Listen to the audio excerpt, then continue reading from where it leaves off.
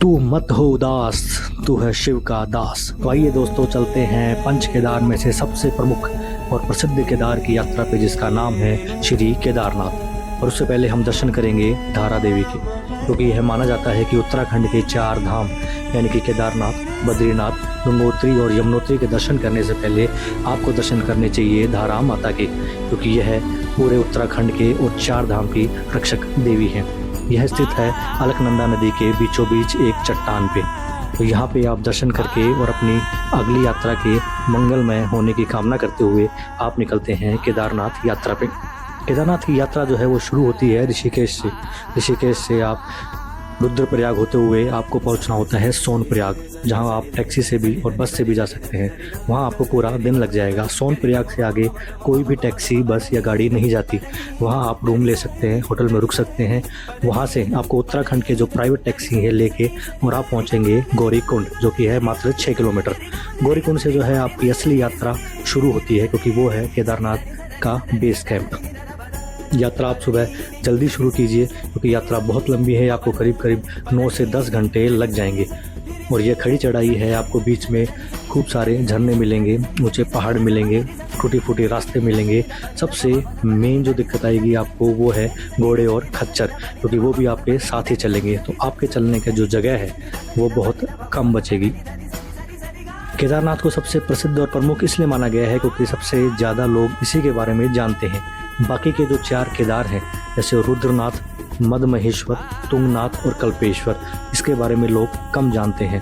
पंच केदार में भगवान शिव के 5 अंगों की पूजा होती है।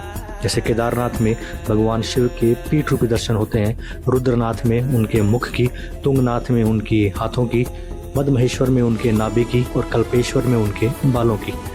केदारनाथ की जो यात्रा है वो बहुत लंबी है, कठिन है और बहुत सुंदर भी है। पल पल यहाँ मौसम बदलता रहेगा।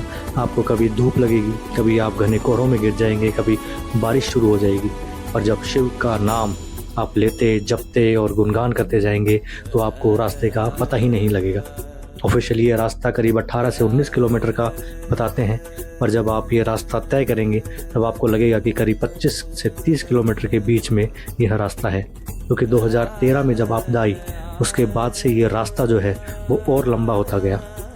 मेन रास्ता छोटा था, पर अब हर साल बारिश की वजह से रास्ता टूटता रहता है और ये और लंबा होता जाता है। पर जब भगवान शिव की धुन में आप मग्न होंगे, तब क्या 18 किलोमीटर और क्या 30 किलोमीटर। ये यात्रा बहुत ही सुंदर है। आपको यहाँ सारी फैसिलिटी मिलेंगी। आपको रास्ते में पूरी दुकानें मिलेंगी, खाने पीने की व्यवस्था मिलेगी। यदि आप थक जाएं तो आपके घोड़े, खच्चर, आपको यहाँ हेलीकॉप्टर की भी सुविधा है, यहाँ पे आपको पालकी की भी सुविधा है। पर मेरा मानना यही है कि अगर आप जा सकते हैं अपने पैरों पे, तो आपको यह यात्राएं, जितनी भी यात्राएं हैं, आपको अपने पैरों पे ही करनी चाहिए। क्योंकि जो यात्रा कठिन ना हो वो यात्रा ही कैसी। और उसमें से भी अगर शिव की यात्रा है तो आपको कोशिश कीजिए कि वो पैदल ही करें। इस यात्रा के बीच में आपको कई नदियों का आपको पार करना पड़ेगा। आपको जो है कई झरने मिलेंगे, आपको बड़े बड़े पत्थर मिलेंगे, लेकिन आप धीरे धीरे भगवान शिव का नाम लेते हुए आगे बढ़ते रहें। रेस्ट थोड़ा थोड़ा लेते रहें, पर आप मग्न होते हुए, पूरे आस्था में डूबे हुए जो है इस यात्रा को करेंगे तो आपको थकान बिल्कुल भी महसूस नहीं होगी। ये मेरा सौभाग्य है कि मुझे दूसरी बार भगवान शिव के दर्शन करने का मौका मिला, पर दूसरी बार मुझे ये यात्रा ज़्यादा टफ लगी, क्योंकि मेरा सामान, इस बार मैंने सामान जो है वो बहुत ज़्यादा ले रखा था, इसलिए मुझे थोड़ी सी दिक्कत हुई ऊपर चढ़ने में। आपको जगह जगह के बोर्ड दिखेंगे कि मात्र 6 किलोमीटर, मात्र 13 किलोमीटर, और वो बोर्ड जैसे ही आप 6 किलोमीटर और तय करेंगे, आपको लोग बोलेंगे कि अभी 6 किलोमीटर और है आगे।